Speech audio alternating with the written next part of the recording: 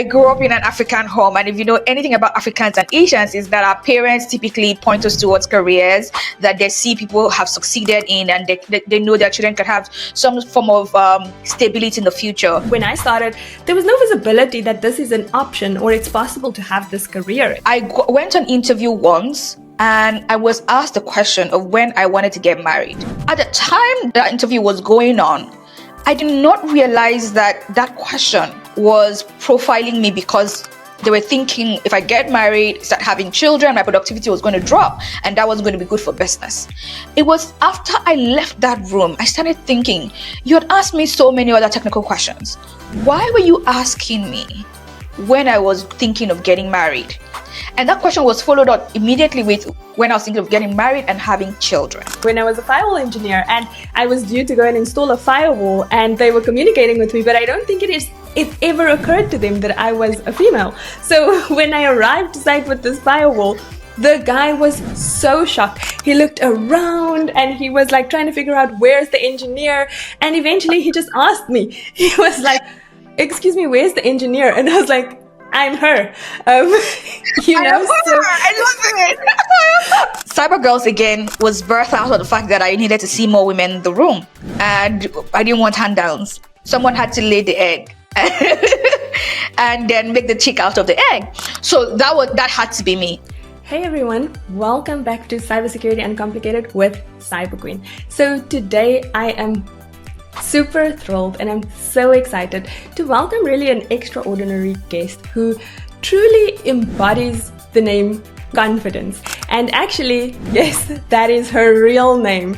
So today my guest is Confidence Stavely.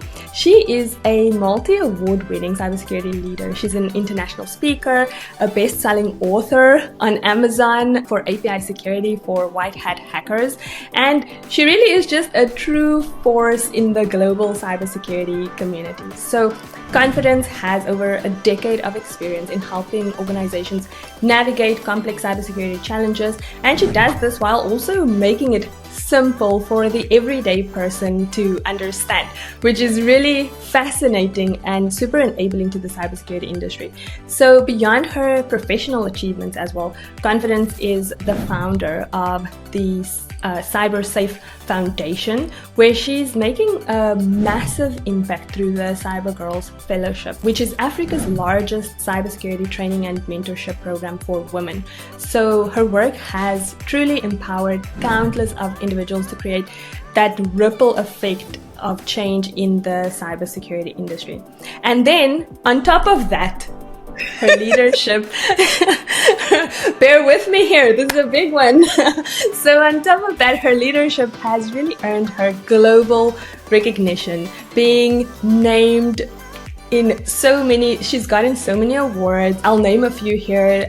Top 40 thought leaders in security and safety in 2024, top 25 leaders in cybersecurity in 2024. She was honored as Cybersecurity Women of the Year in 2023, celebrated in Women Know Cyber. She really has such a phenomenal career and brand in the cybersecurity industry, and is honestly a force to be reckoned with and embodies confidence. This is Cybersecurity Uncomplicated with Cyber Queen, where we break barriers one chat at a time. No one has the exact roadmap, but together we're challenging stereotypes. We'll show you that cybersecurity is for everyone. We're bold, smart, and unapologetically diverse. So I'm so excited to have you on the show, Confidence. Welcome, and I'm super excited to dive into this deeper with you. That's very mutual, because I'm very excited as well that it's finally happened. And just to add for you, Venetia, as well, you're someone I have thoroughly admired from a distance and closely as well. We've been able to collaborate a couple of times, and I'm excited we have this opportunity once again to work together. You're doing amazing work, and thank you so much for putting together this podcast. Oh, I appreciate that. All right. So I want to start firstly with I think something that I've been wondering, and I think many of the viewers and listeners are wondering, how did it start for you? How did you figure out that there's the cybersecurity thing and this is the thing that you want to do? Okay, so I'm not going to sit here and act like I'm a genius and just found that out, had my finger on it in a heartbeat. No, it didn't happen that way for me. I mean, for some people it does, but for me it was a series of events that I would describe as sheer happenstance that was I believe they were somehow orchestrated by God, because it was just a series of events that led me to where I am today. So first and foremost, I grew up in an African home, and if you know anything about Africans and Asians, is that our parents typically point us towards careers that they see people have succeeded in, and they know their children can have some form of stability in the future. And becoming a parent myself, I'm beginning to understand that is something that they want to do because they want to make sure that you're self-sustainable and you can go on and have a good life. And yeah, in some cases become some form of life insurance for them. Who would like to take care of their parents? I definitely enjoy it, right? So our parents made sure at that point. So they would say, okay, if you're a girl, you talk a lot, you have to be a lawyer, right? They point you to become a lawyer, and they begin to plant those ideas in your mind. If you're a boy and you like to play and put toys together, they begin to say you're going to be an engineer, and they start selling that to you over time. And for me, as a girl who liked the sciences a lot, my parents said, okay, you need to be a medical doctor. And they started selling it to me so early that I thought it was my own dream. I had bought into it until my parents asked me just when I was graduating from secondary school. The rest of the world calls it high school, right? They said to take a gap year between when I go to college and when I finished high school. And it was in that time when I took that break that my parents said, okay, just so you're not sitting at home idle, go ahead and learn how to use computers. So I went to something that we call a computer school. That was the first time I laid my hands on a computer. And I think that was matrimony from the beginning. It was love at first sight. I went past learning the basic applications, which was what I was registered for, to learn how to use Microsoft Word, Excel. It was a thing back in the day, right? Learning how to use these office applications. I went past that and I went into programming. I felt alive the first time I wrote my first Hello World program. I learned how to program in Java. I learned JavaScript as a scripting language. I learned PHP. I learned C#. And I was just having the time of my life. And time had passed at this point, so it was now time for me to go to university, right? And so I knew that because I had gotten an admission to study medicine, that this wasn't going to be something I wanted to go and do. I had found a new true love, right? I had found computing, and I knew that IT was going to be where I wanted to be. But I had this hurdle of then convincing my parents. Now, again, if you know anything about African parents, it's their road or the highway. It's just what it is, right? So I wanted to make sure that I do not fall out with my parents, but I also really fulfill my heart desires. Now, I was lucky in some way. My family was set up in such a way that you could challenge the status quo to a good extent, but you have to do that with convincing facts. Now, I also had some things that weren't working in my favor, which was, for example, we didn't have any model of success at the time that had done tech and was doing well for themselves. Now, if you remember what I said earlier on about African parents, I wanted to do something that they've seen success happen. So it was a Herculean task because there was no reference of success. And that's why today, for example, I say that I am a billboard, intentional billboard. I want to share my successes because some girl somewhere would show her parents this woman, Confidence Stavely, and make a case for why they should do one thing or the other. And for me, that it's coming from that experience that I had. My parents didn't have one model of success to hold on to. Of course, things have changed now because this is so many years ago. And so what I then did, because I didn't have any model of success, and I didn't have a laptop, I needed to make a presentation to my parents, was I then bought cardboard papers. This is a long story, but please follow me, right? I bought cardboard papers, and then I made my slides by writing, I used a marker pen to write on each cardboard paper what I wanted to pitch and why I believed tech was the present and the future. And I tried to paint that for my parents. Now, my parents are very brave. I think that they're braver than I would ever be, because key thing to also note in terms of context, my parents don't have degrees. So none of them, I am a first generation graduate in my family. So, and that's why my parents really wanted me to go to school. But then for them to understand understand what I was saying and the pitch I was making to them, that technology was the future and I needed to be in this space and I needed to dominate in this space, and they caught that fire. I would say it was because I was so good at pitching ideas. I would say it was because I could speak one language fluently, one language that we all understand, regardless of our language barriers. I could be speaking English, you could be speaking French, but this language I'm about to tell you, we all understand it. It transcends our mother tongue, and that language is passion. It's in our eyes. It's in our curiosity. It's in our energy. It's in everything. It's in where we dedicate our time to. And my parents clearly saw that passion. And so I used my mom's words back at her, and I said to her, you always say that you can't outperform a passionate person. And that has been it's been a very strong thing around my life till today, that because I'm passionate, I am genuinely enjoying what I'm doing.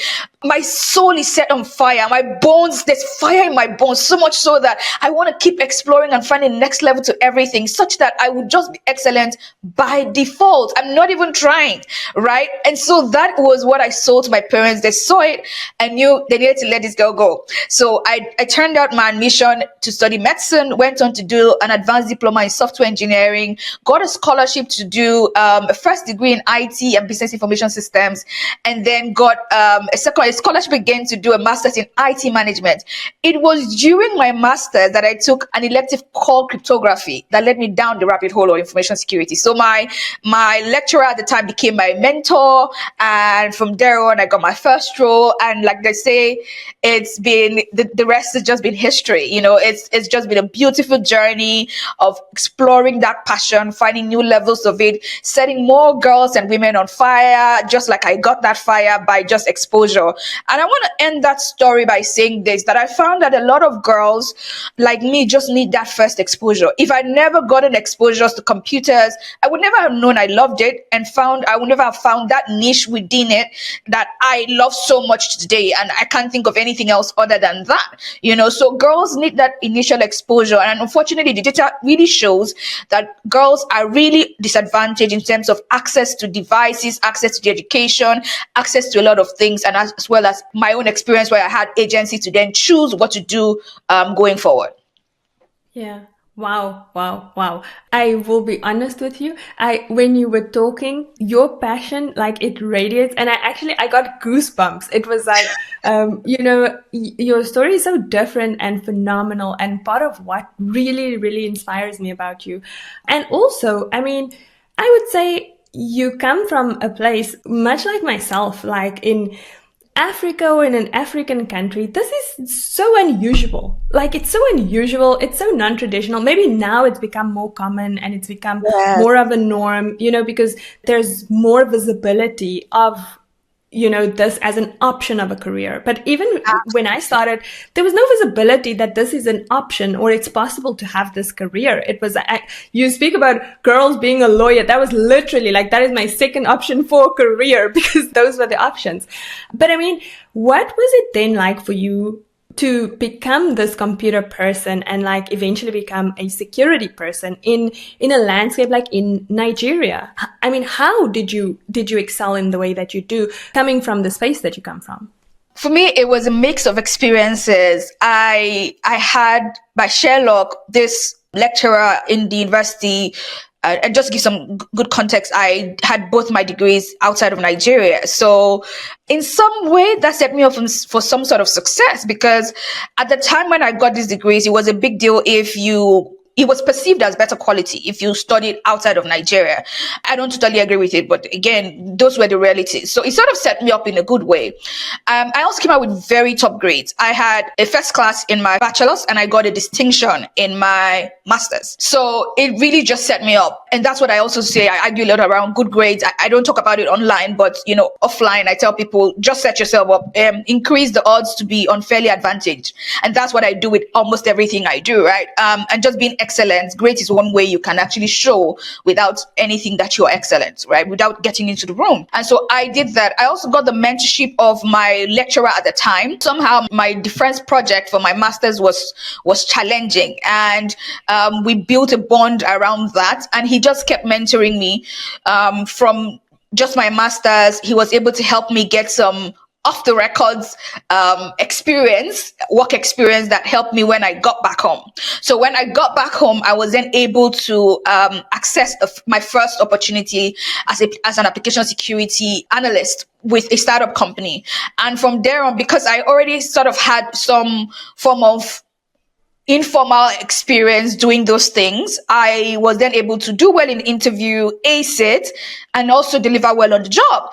And for me, I would say that because I believe learning is a journey, and information security is also not a sprint, it's a marathon. So learning just continues. And that whole attitude of continuing to learn has been one thing that's helped me really stay the course and really excel. I'm just going to close out by saying that I have this personal mantra that has been very helpful in helping me establish myself and grow within the Nigerian cybersecurity community, and just about everything I do, progressing to being noticed across Africa and then globally as well.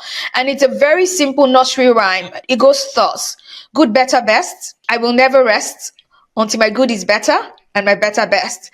It means that I'm in constant competition with myself. It means that I'm constantly self-improving. It means that my personal development is right in my hands, and I take control and charge of it. I steer it in the directions it needs to go. I commit to things to grow. I invest in my knowledge aggressively. That there's no nicer word to say it. Aggressively, I invest in myself. And so because of that, I'm continuously shoring up my value, increasing my knowledge, and just growing. Wow, I now have that recorded, so I'm gonna learn it because it really, it's inspiring.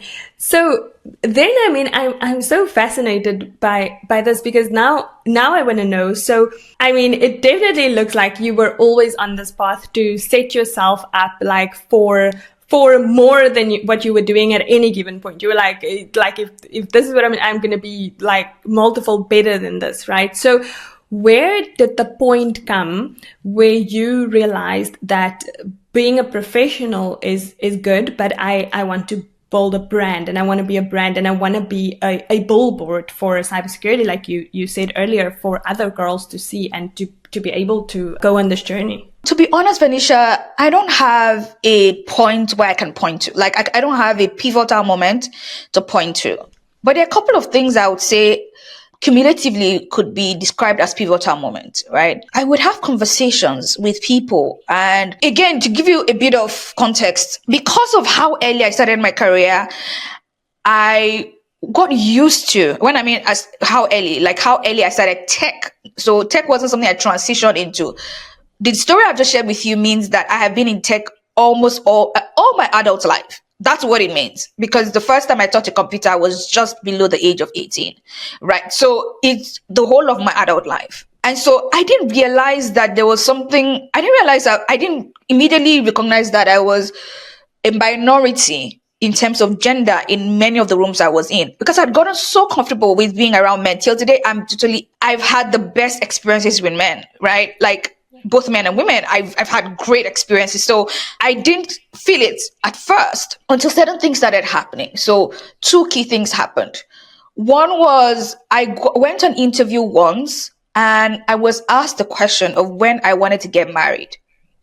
Now, at the time that interview was going on, I did not realize that question was profiling me, because they were thinking if I get married, start having children, my productivity was going to drop, and that wasn't going to be good for business.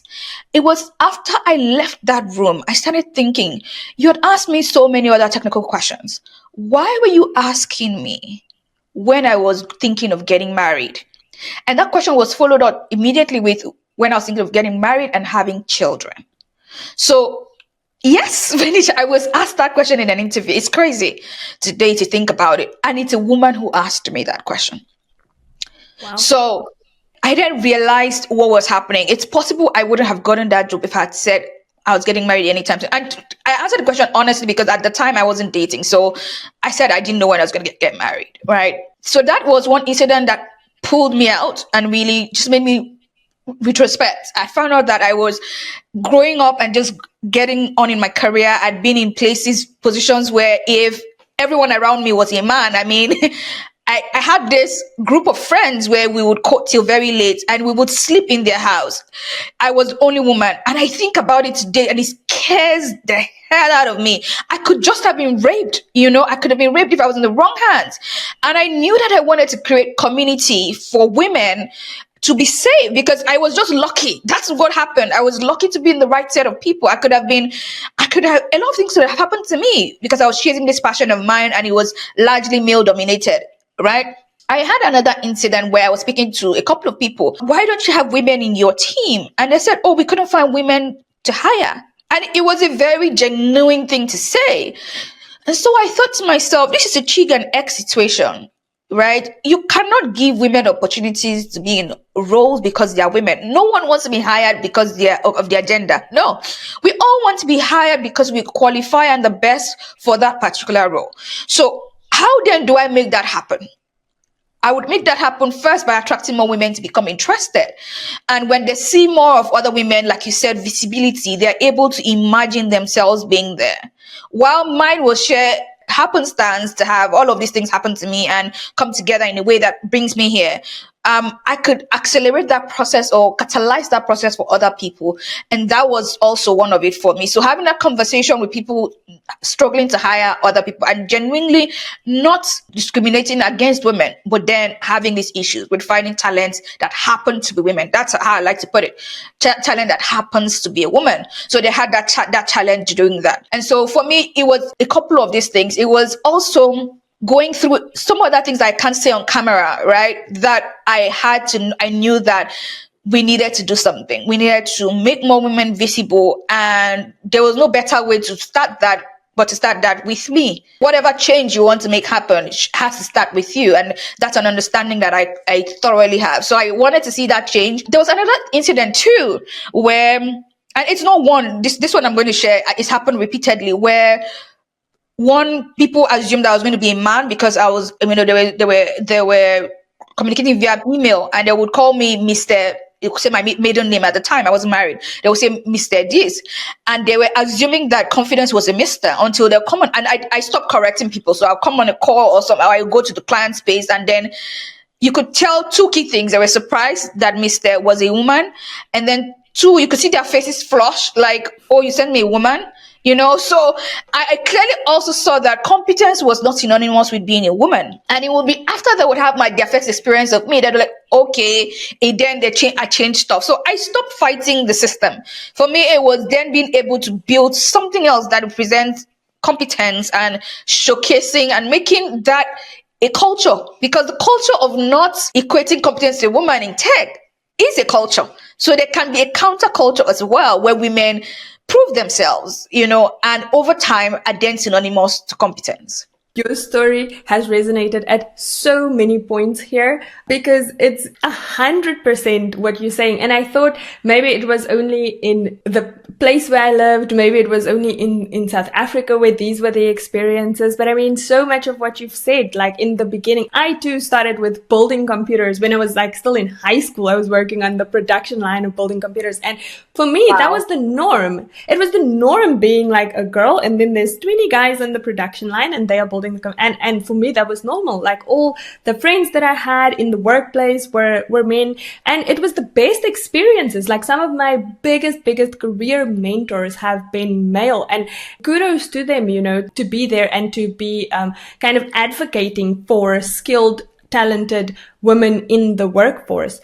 But then I think even so I have this funny story that I always tell about when people think that you were going to be a man that shows up there is when I was a firewall engineer and I was due to go and install a firewall and they were communicating with me, but I don't think it ever occurred to them that I was a female. So when I arrived to site with this firewall, The guy was so shocked. He looked around and he was like trying to figure out where's the engineer. And eventually he just asked me. He was like, "Excuse me, where's the engineer?" And I was like, "I'm her." So I love it. it's such a shocking thing. And then people ask me all the time. I mean, when I first started sharing my journey in security and kind of creating this visibility, people ask me, why do you talk so much about women getting in the industry, and why do you share it in this specific context? And that's the reason why, because the reason why is that we've experienced so many things before that firstly wasn't normal, and secondly that I feel like more women, if they know that there are like people out there that have been through this and they've made it and they've proven based on, their skills, their abilities, their merit, that they are in the workforce and they deserve to be there, then it sets the platform for others to do the same. And so that's why, but I think that's such an oversight with the difficulties that have actually been faced and that people don't know about. And another key thing, Venetia, what I've also found out is a lot of these things, when they're perpetuated, sometimes they're done from a logically okay place. It's just not an ethically okay place, right? And a lot of the people who do it, and this is also why when I have conversations with my friends, my male friends, and I try to show them their privilege, they begin to realize it, because they don't realize it. They don't know how different our lives are and how that affects our professional life. Who ask a man when they're going to have children? How does having children affect a man's earning? It does affect a woman's earning and ability to progress. How does having a life partner, for example, affect a woman's ability to further her education? A lot of women sit back at home, care for the family, right? And let men go to improve themselves. But how many men would do that for their significant others? So sometimes, and these things play out and then affect us in the long run, except we find partners, for example, that really understand our mission and are really committed to it. It's just that dependence so much more for the woman that then makes it so difficult sometimes. So much so that I say that for women who value having a family, your life partner, the man you marry, is the most important career decision you will make. If you value family, I'm saying, I'm not, that's another caveat. If you do not value family, this doesn't apply to you, right? So those differences, when I speak and I show how these things have affected my career, and when done well, how that same decision has then profited my career, it just shows how the standards are double. It's just what it is. Yeah. The standards are double. And a lot of people in the enterprise that we have it as today do not even realize that those standards are double. Because if a woman goes on maternity leave and then it affects her review, her quarterly or half-year review, and she doesn't get that promotion for having a family, So at the end of the day, two people at the same level of skills, a man and a woman, could get into an organization and not fare well just because they're different in genders. And until we have also organizational cultures that actually are sensitive to those unique opportunities, unique benefits of having a woman on a team, and then the uniqueness also of making sure that that talent is well catered to, in policies and every other thing and support that she needs, we will still have double standards if that's not the case. So I find that a lot of times when women have these issues, the men sometimes do not understand what it is.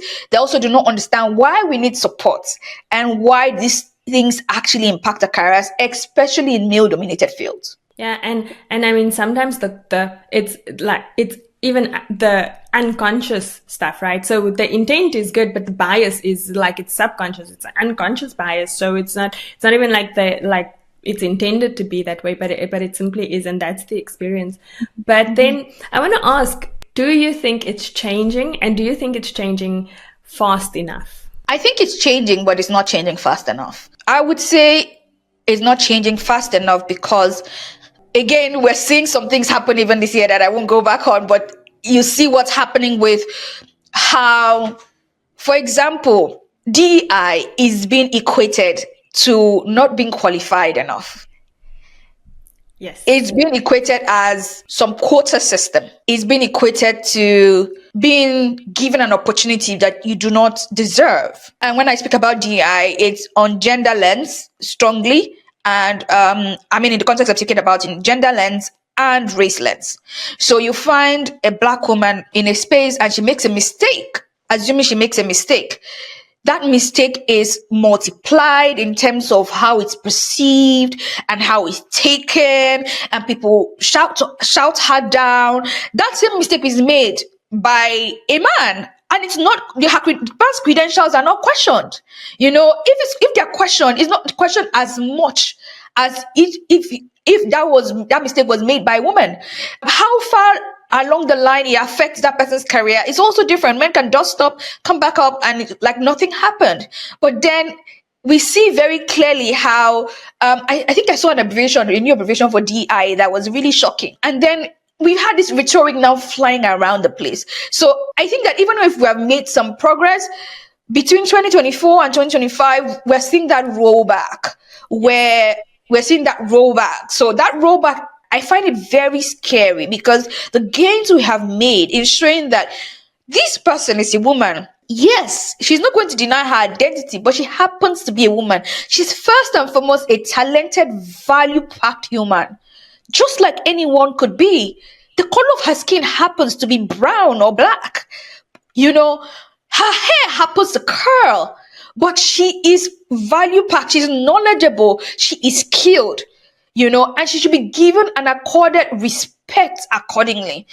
A lot of times, a man will walk into a room, they're not questioned whether or not they're technical enough. They're assumed technical.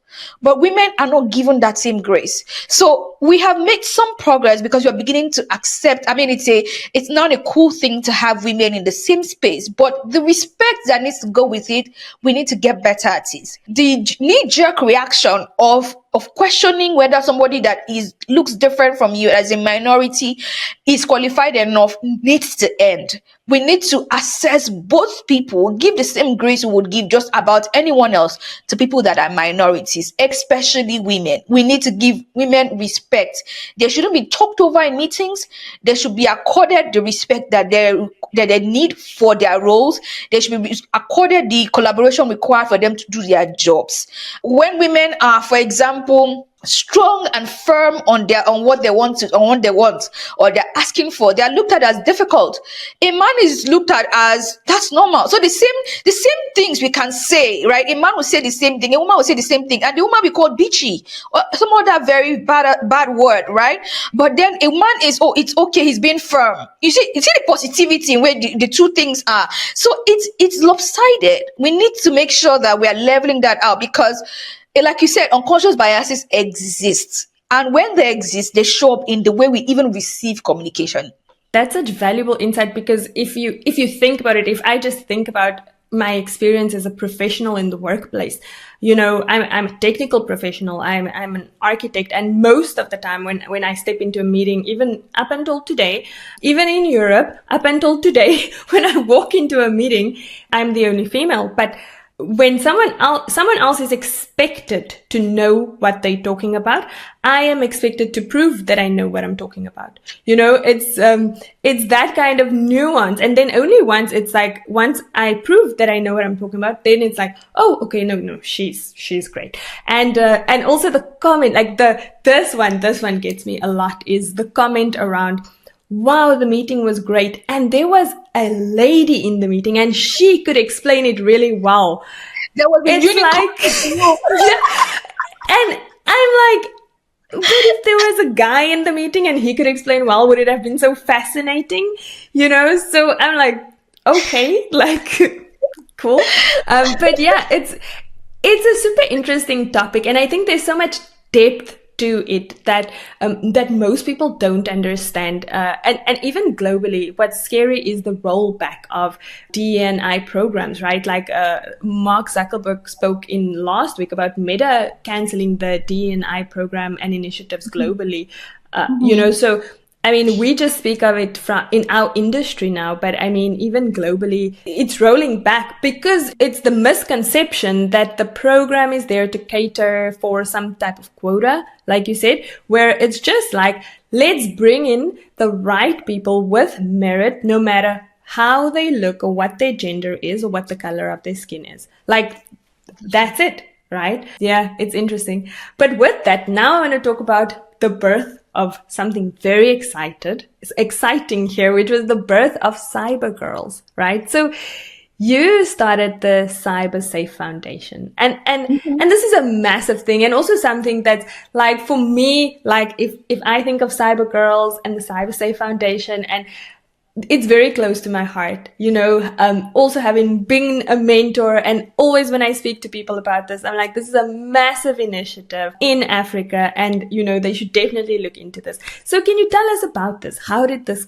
come about? Okay, so Cyber Girls, again, was birthed out of the fact that I needed to see more women in the room, and I didn't want handouts.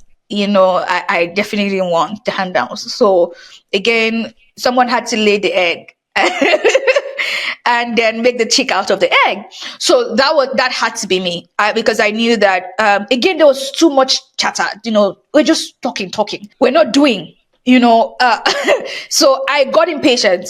As with many other things that I do, I got impatient. I knew that I had to get my hands dirty, creating the talent that I wanted to see in the market, making sure that women are in all of the spaces and making sure that they qualify for those opportunities, preparing them for the other nuances around it, like you've mentioned, because I also find that women are not in these spaces because they clearly think that they cannot be in those spaces. They also, the way they would put themselves even in interviews when they go to such places, the way they would present themselves would be different from the way men would present themselves. And so those are the nuances around making sure that they were qualified and they showed up as qualified was another key thing that we needed to do. So I set up Cyber Girls first in Nigeria, and got a couple of girls together, in different states, and it was a physical training. So we had physical hubs. People don't know this, but the first cohort of Cyber Girls, we actually gave the girls money every week as transport monies from their homes to the hubs. That's how invested we were. We provided computers in the hubs that were donated online. We provided them to the girls in the hubs, and we had them in 6 states in Nigeria. If you know anything about Nigeria is broken into 6 geopolitical zones. So I wanted to make sure that girls in all of these areas have access to this training, provided entirely free, but was paying them transport monies every week. And so we came off the first cohort. We were very successful. We got a girl, for example, who was 16 years old, that got a role working for a company in the US. We had so much success because the girls were hot out our doors, very skilled, very assertive because they could present themselves very well. Now we had taught them some very important soft skills required for cyber. We had prepared them for interviews. We had taught them how to put together their CVs. We had taught them how to show up on LinkedIn and present their best selves. We had taught them all of these other nuances aside the hard skills. And so it was hugely successful. Our only mistake then was because we were targeting, our eyes were not just set on training, eyes were set on employment, because there was a piece of data I was going after. And that piece of data was published by the World Bank. It said that although women make up 50% of the African population, we only make up 9% of its cybersecurity workforce. So for me, my eyes were on that ball, which was the workforce. So when we had that first cohort of people, we found out that it was difficult for them to get hired, a lot of them to get hired because of the age and where they were in their journeys, right? So we now increased the age. So we increased it now, and we're now training girls and women age 18 to 28 for our second cohort. And we then expanded and made the program fully virtual. Now we had new sets of challenges, and that also made us learn and do things differently. And for the 7, when we expanded to 7 countries. So including Kenya, South Africa. Oh my God, I can't remember a couple of them. I think Zimbabwe, Ghana. We had 6 more countries anyway, in addition to Nigeria.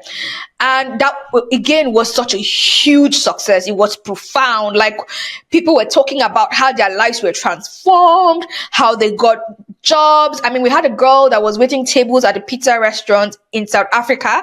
Her name is Kachipa. I can't stop talking about her because her story is just mind blowing. She was waiting tables at a pizza restaurant, went through our course and was able to land a job in a company listed on Africa's largest stock exchange. She increased her income by 450%. That was huge. Yeah, so we had those sort of huge economic impacts on people, and we had them widespread. Like, we had a huge population of our girls hired. I think we had 60% of the girls who had bachelor's degrees hired. Even those who didn't have bachelor's degrees, a lot of them got hired within 9 months of leaving our program.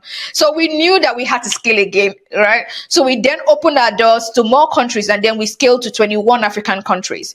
As at our last cohort, we are 27 African countries, and we're training 500 girls for our last 2 cohorts. So just our last 2 cohorts, we've trained 1,000 girls. It was just having that vision and making sure that we're not just attracting women, which again we've done so well. So a lot of our applications, we do not call for applications and spend any money on ads. It's our alumni spreading the word, because people can clearly see how their lives changed, right? So we get way more applications than we can even think of. For example, our last cohort, we got 23,000 people applying for only 500 seats that were available.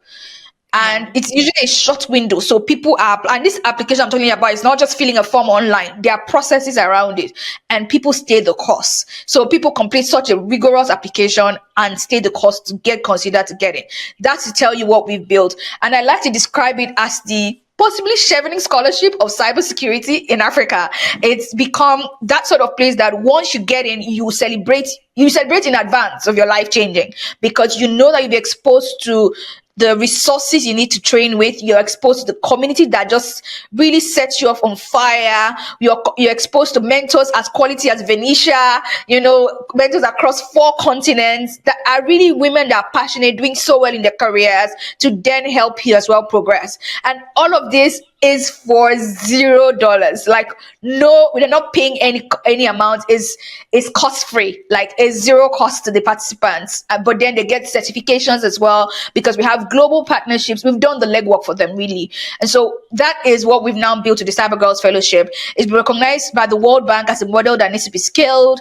The World Economic Forum has also been screaming about the work we're doing. We've been included in the 2025 Outlook report, and the successes have just been immense, both for our participants and our organization. So I'm very pleased, and I'm excited to be somewhat a vessel that God found willing enough to do this work. Wow, it's incredible. And I mean, congratulations on all of the success. I think, like, being there, seeing the journey, even from the beginning up to now, it's been incredible how you're able to change people's lives basically by having this vision and just like knowing it must start with you and it must go somewhere.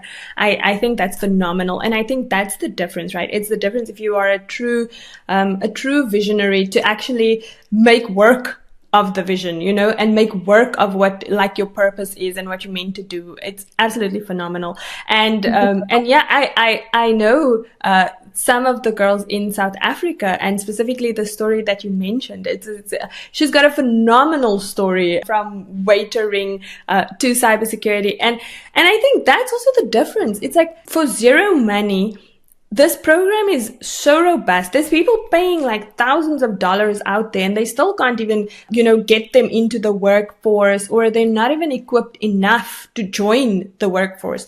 Versus the program, the Cyber Girls Fellowship. It's just been phenomenal and so successful. So congratulations on all of that. Thank you so much. It's mind blowing. So now I want to talk a little bit about you. So you have been on many, many global stages, advocating, getting awards, speaking about security. So I want to know, what led to you kind of being this person that is out there speaking and, that has this big brand as a person? And how did you know you have to evolve to kind of do the speaking? Or was it there since the beginning? Huh. Was it there since beginning? Oh, I would say my first speaking opportunity was when I was 3 years old. People don't know this, but this is the first time I'm saying it openly. Yes. In my nursery school, I was asked to come out and recite the states in Nigeria and their capitals. So that was my first speaking opportunity. I can't forget it. My parents documented. That's also why I remember. Please, I didn't remember. So my parents documented. And so that was my first speaking opportunity. But I've also seen that even when I went into secondary school, I was active in my schools. I was a science student. So I've always been in the sciences. Physics was my favorite subject. I was a chemistry girl, not exactly a biology girl, but chemistry, physics, math, they were my thing. But I somehow still had my one of my foot still in the arts. And how I would do this is I would be, while I'm doing Jet Club back home, people from Nigeria may be able to know what Jet Club is. I would do Jet Club in secondary school, and I would also do essay writing. I would go for essay writing competitions. I would go for stage plays. I would be the narrator for stage plays. So I was exposed to art continuously and sort of like stage continuously in secondary school. So that is maybe one place I can look back on. But I would say that as I became an adult, and not just an adult, but as a professional and started growing, I realized some gaps in the industry. Major gap I realized was a gap in communication. We were sort of an echo chamber, and we're still an echo chamber till today, but I think it's getting better. What do I mean by an echo chamber? We talk to ourselves, but we need to talk outside of ourselves and our little community. We need the people who we need to make influence on. We need to influence or make them change outside of cybersecurity. Some of them within the tech space, and some of them not within the tech space. But because the language we are used to, and I mean, I made a video about how saying something in cyberspeak and saying something normal English, I showed in that video that it was different, is we forget that people are not speaking our language, but we need to speak the language of our audience so we can carry them along and they can understand us. So I found that gap existed where we needed to communicate as a vehicle for influencing change in our development teams, change in our technical teams, change in our boards, change in different spheres that our work needs to touch on, change on the end users. If we are just talking and we're throwing around jargons, the end users can't take that information, make it actionable enough to change their habits and become better for us and make our lives better as security professionals. So I saw that gap in relatability and communication of best practices. And so for me, I wanted to take that space. And clearly, I came in and was doing that. And because I came in, I didn't exactly think that I wanted to come in and become an influencer or become this speaker. I didn't know it was going to land me. I just saw that there was a need and I came in to fill it. And so in feeling it so well and true to my calling and everything, all of these other things came because the need was there, and it wasn't a need that it was in my little space. It was a need that was global.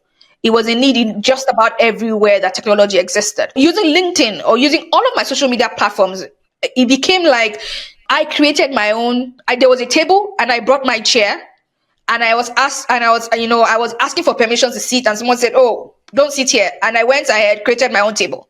So, and then other people are asking to sit on it. So that is literally what I did. So because I created my own table, I was then invited and offered a chair in many other tables to come and sit and share. And I highly, highly recommend this for a lot of people. When people say, "Oh, I'm not getting speaking opportunities, I have a message to share," which is what I had. I had a message to share, right? I would highly recommend create your own table. When people are able to see what you're able to do by yourself and they see it and it's great work, chances are they would take a chance on you, pun intended. They will take a chance on you. They will give you opportunities. They will invite you for things. But people typically need to see something to be able to then say, "Oh," sometimes they may not even know they need that thing. Like that, like a lot of people didn't know they needed to communicate in simpler ways, right? So, but when they saw the way I was communicating, they said, "Oh, I like that. I'd like to see more of that in my space." So that was basically what started it for me. And I would highly recommend that people show people an example of what you're capable of. This doesn't even have to do with communication. Even when I coach people for cyber roles, I tell them, create something.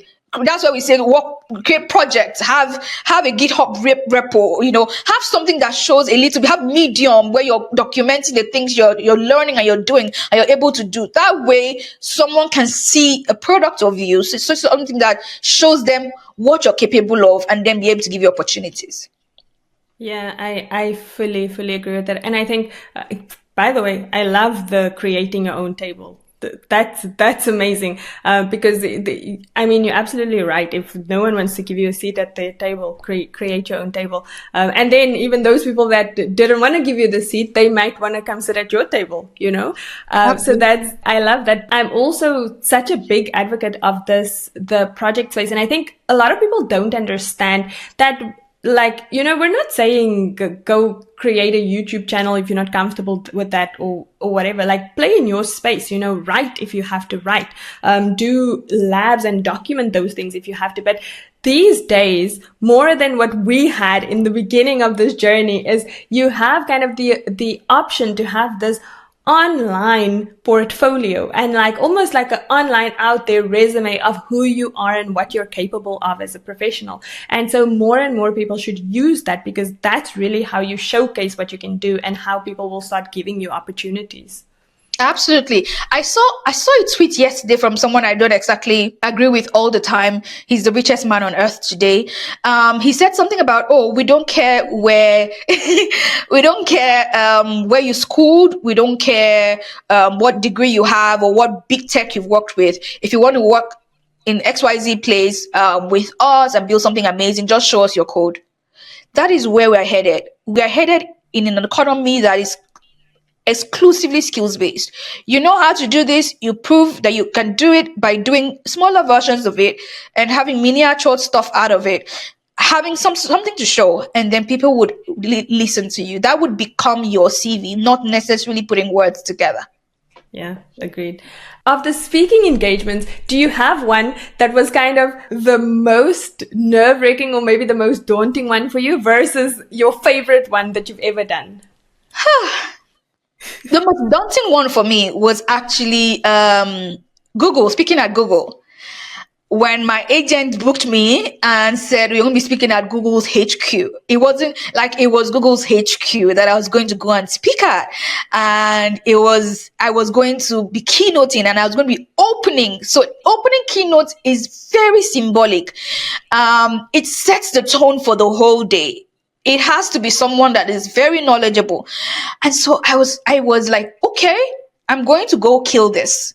But then I had to find it in me to, I was also overthinking it at some point. Okay, is this enough to show that I'm delivering value? Is this enough? And then I realized, oh, hold up.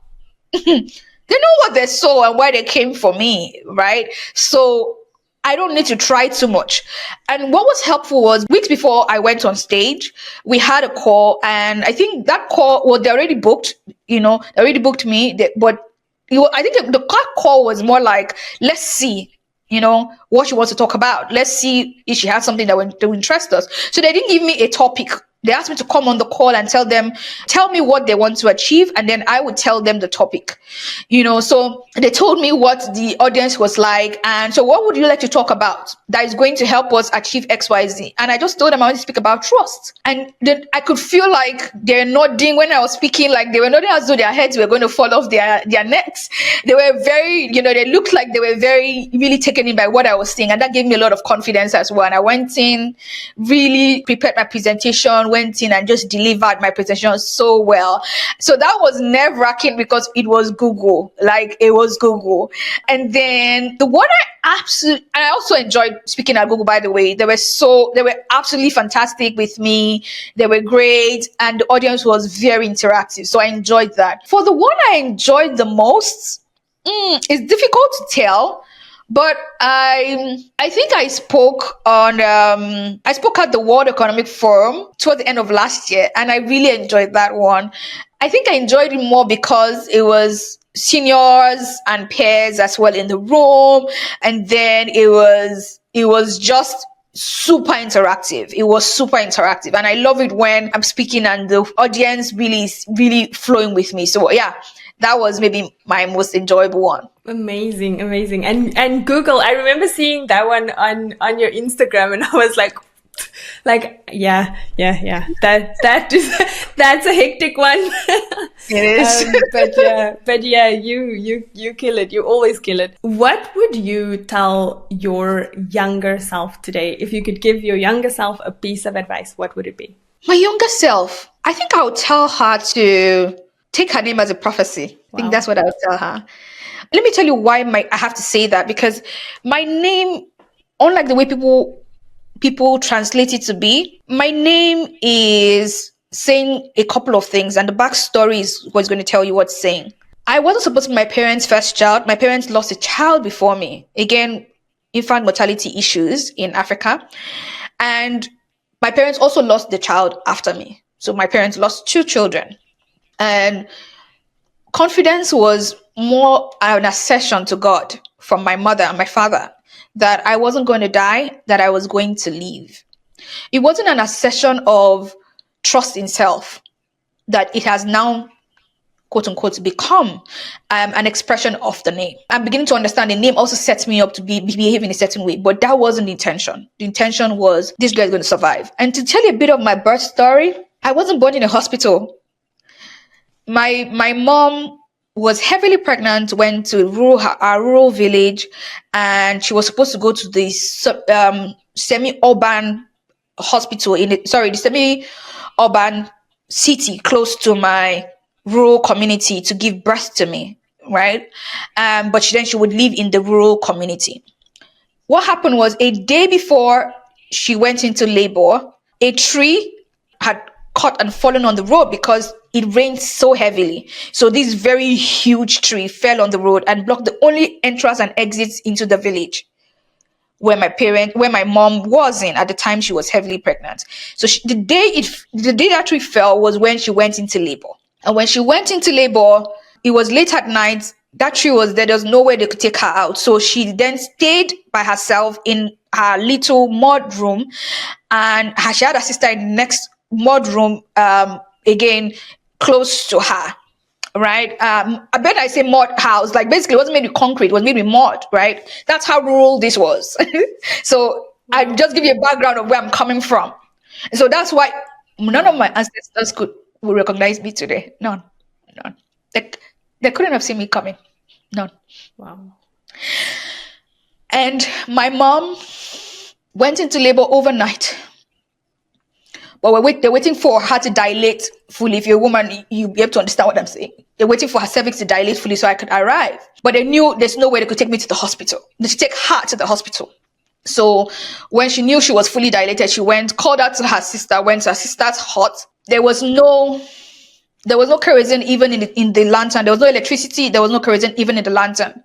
So her sister went to get kerosene for the lantern and was trying to look for that in the dark. There was no torchlight. There was no light when I arrived this world. My mom pulled a little wrapper, put it on the floor. If I'm saying wrapper, so anyone that doesn't understand, it's cloth, right? Put it on the floor, sat on the floor, pushed out what we know as Confidence Stavely by herself on the floor. Her sister heard my cry and then came back and found the baby on the floor. And they took delivery of that baby that had become Confidence Stavely. I was registered in the hospital 1 week after. 1 whole week after. And given immunizations at that point. That is who you know today. I was born in utter darkness. It was from the gifts of my birth. Cash gift to my parents. My mother bought her first torchlight. So when I say this is my year of the lighthouse, a lot of people don't understand. The origin of it is so deep. I believe that I was light born to the world. My mere presence is light. I was born in so much darkness that I dispel it in every sense of it. So it's confidence in God. Today, it's meaning confidence in God working in me. It's meant confidence donated to other people to believe in themselves and their abilities as well, to take a chance on themselves. It's confidence in the fact that we can be light regardless of the darkness and lack we're born into. It's confidence that if we put in the work, that there's no cap. If we ignore the caps, that we can take them off even if there were caps. It's confidence that the best is yet to come if we don't stop giving our best. Wow. It's confidence that we can be the best. Wow.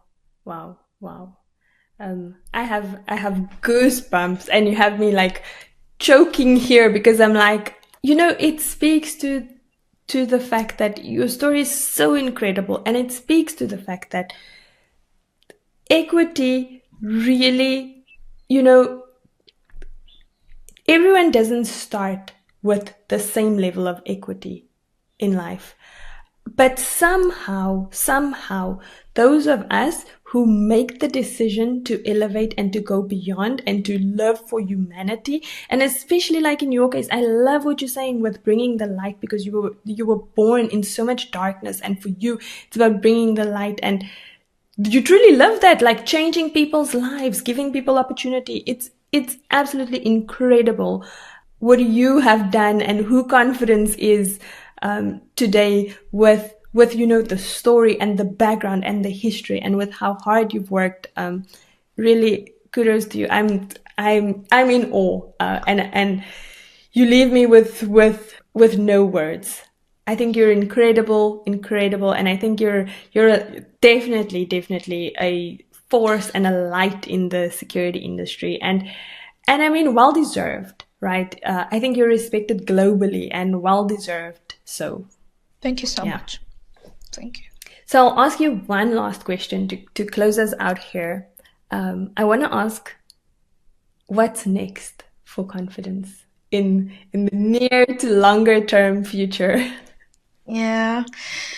I'm doing a lot in the background. I mean, this is also maybe the first place I'm going to say it. I'm launching a digital magazine very soon. Yes. I'm launching a digital magazine very soon. Look out for it. That's all I'll say, because I would, look out for it, because the value that is packed in that free resource. Let me give you another hint. If you're looking to understand AI in the cybersecurity context, please look out for that free resource. I'm going above and beyond to provide it, and working with very exceptional people in the industry for this. So look out for that. I also have a book in the works. Again, the first time I'm saying it publicly. I've said it somehow, but I haven't said it publicly on video. Yes. It's with Manning. So look out for that as well. It's going to be another key thing that is going to change and shape the industry. With my book, I'm talking about how cyber criminals are evading detection. So I've been studying this for a couple of years, and I'm willing to share in the most accessible way ever that you would see such a topic discussed. Evading detection is a major thing we're seeing as a theme. Cyber criminals are not just they're not coming in with bells and whistles anymore. They are putting up all sorts of acts to make sure that we do not see them coming. And when they get in, they're making sure that they stay invisible as long as possible. So those techniques they're using, both for the very advanced guys like the APT groups to just about other groups that we're seeing, I've analyzed them and put them together in a way that is going to be very accessible. So yeah, that book is coming. I also have a company I'm building in the US, again, that is doing great things. And yeah, so there'll be a lot of work that I'll be doing in the space around application security and also AI, quite a lot. So you would see AI agents from me. You see a lot of AI stuff from me. But yes, that's something that I'm working on. And again, my storytelling angle, my storytelling bit is just intrinsically part of me. So I'll keep giving that gift to the world. Amazing. It sounds super exciting. And I also just want to tell everyone to go and check out your YouTube channel on the API Kitchen series. Like for those who haven't seen it, it's absolutely incredible, and we'll put it up on screen.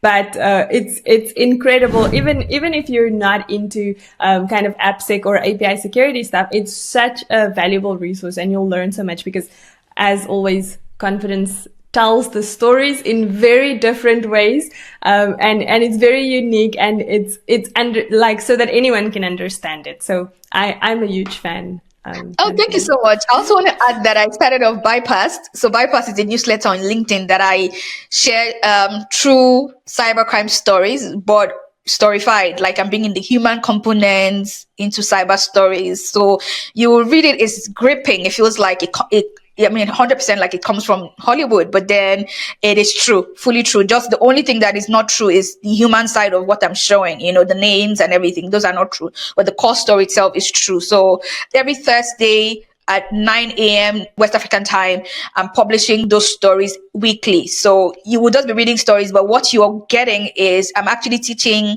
how cyber criminals are evading detection. So if you want to experience a little bit of my book, please subscribe to Bypass. That's a newsletter on my LinkedIn. Amazing. Thank you for sharing that. I'm gonna subscribe, and then we'll bring it up on screen, and we'll also link it down below. Confidence, I want to tell you, thank you so much for affording us the opportunity and sharing your story and taking us on the journey. I feel like this conversation was such a journey, and I'm super excited to get it out and to share your story with everyone and to get everyone to experience with confidence, really. So thank you so much. Thank you so much, Venetia. This was very easily and most likely be my most fun 2025 podcast feature. So I enjoyed this. I'm sure you can tell how much I did from how much I'm sharing deeply, but I absolutely enjoyed this, and I hope it brings your audience value. Thank you so much. This is Cybersecurity Uncomplicated, and I'm your host, Cyber Queen.